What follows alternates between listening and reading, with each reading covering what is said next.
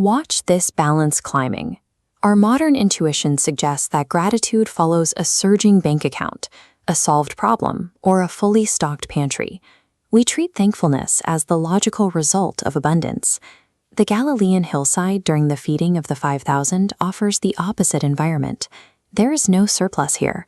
The setting is defined by thousands of hungry people and a complete absence of resources. When we face a massive gap between what we have and what we need, human nature defaults to panic. Anxiety usually fills the space where we think gratitude should be. Faced with this starving crowd, the disciple Philip does exactly what most of us would do. He runs the numbers. He immediately calculates the raw financial cost of the crisis. This chart illustrates Philip's dilemma. On the left, a tiny sliver of available funds. On the right, the requirement, 200 denarii. That is tens of thousands of dollars today. The math offered no way forward. Philip is acting rationally. Anyone looking at a severe deficit of time, energy, or money today experiences that exact same financial anxiety. If we rely solely on human calculation, a lack of resources provides a perfectly logical reason to withhold gratitude. While the disciple Philip spirals over the math, Jesus focuses on the only resource available, a young boy's lunchbox containing 5 barley loaves and 2 small fish. Standing in front of 5,000 people with this entirely inadequate meal, Jesus does the unthinkable. He holds the lunchbox and prays a prayer of thanksgiving. This defies the standard order of things.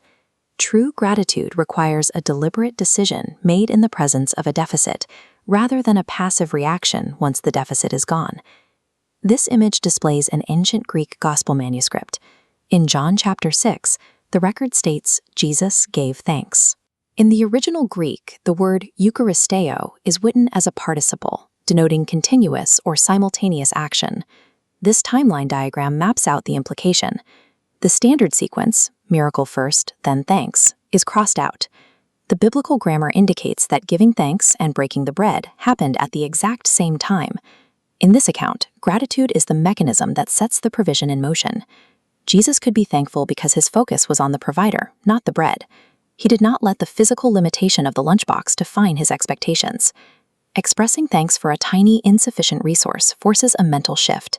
It redirects our attention away from the problem and points it toward the one who supplies our needs. Choosing gratitude in the middle of a deficit breaks the cycle of human panic.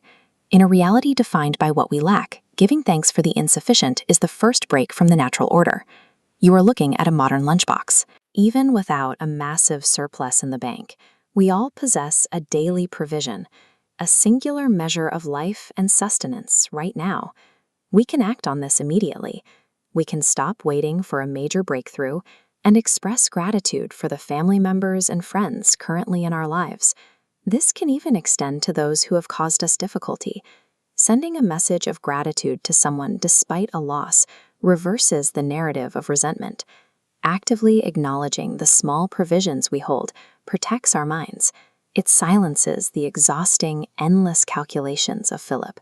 Jesus used the crowd's hunger to define his identity, later calling himself the bread of life.